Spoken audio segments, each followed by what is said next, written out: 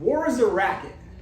It's the battlefield business practice that benefits those blessed with access, while bequeathing the rest of us with jack shit, depending upon your income tax bracket. An inclusive club, and you can't crack it.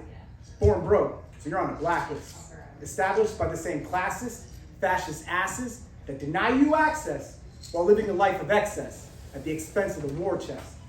The greed's grosser than incest. It's hard to digest, so we just take it in jest. In war, these sutlers invest because war is a racket, like Butler expressed.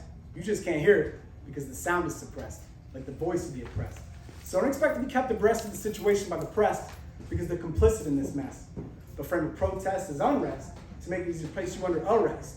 One nation living in duress, living conquest to conquest, about to buckle under the stress, and we call this progress. War is a racket, so they keep you distracted out of wherever your life is impacted or how many lives are subtracted. So long as the war is protracted, the spoils of war will be extracted by those blessed with access to the battlefield business practice, paid for with your taxes, because your bracket lacks access, because your bracket lacks assets. As broke as one ass gets, war's a racket and we lost in straight sets, buried in debts and full of regrets. But Uncle Sam's got some new fighter jets, and it's you who's paying his new fucking debts. And you wonder why we're so fucking depressed.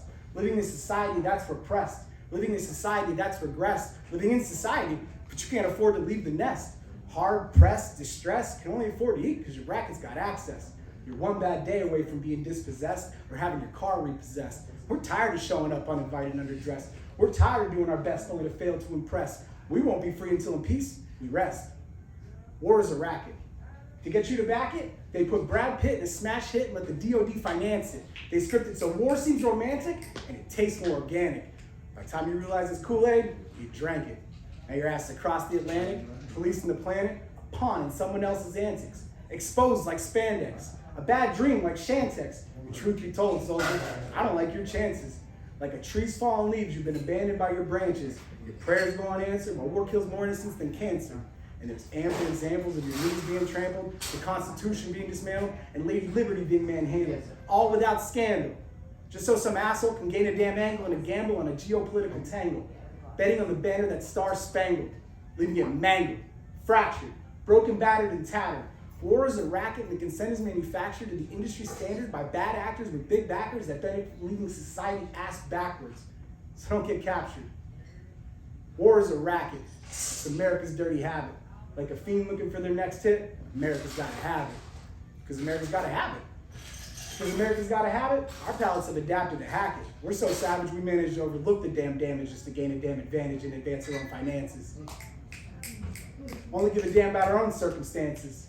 If it enhances our chances of increased finances, we shift stances, exchange glances, and then engage the devil in his dances. Now isn't that romantic? War is a racket. It always has been. It's timeless, always in fashion. And it's been making the rich richer since way back when. More than just a minor infraction, the effects are everlasting. It's a vicious cycle we're trapped in. As long as two factions are clashing, the select few get the cash in, marked safe from the action. Profits of their passion, consumed by greed, lacking compassion. Like a rolling stone, they can't get no satisfaction. They'll rob you naked, save for that flag that you're wrapped in. It's a vicious cycle we're trapped in. Gaslight you and provide a distraction. Split us up and keep us divided like fractions. All to monopolize the action on Uncle Sam's transactions. But the truth is, we're better off without them. You call that addition by subtraction. But we're stuck here in this fatal fraction with our own inaction, and now we're cutting ourselves in this corner that we're backed in. All while they take profits on the back end when we purchase things like military field rations, $1 million confounded contraptions, new pants to replace the ones that you crapped in, standard issue sanitary napkins, or that flag that drapes over that casket that you get shipped back in. War is a racket, and it always has been. Thank you.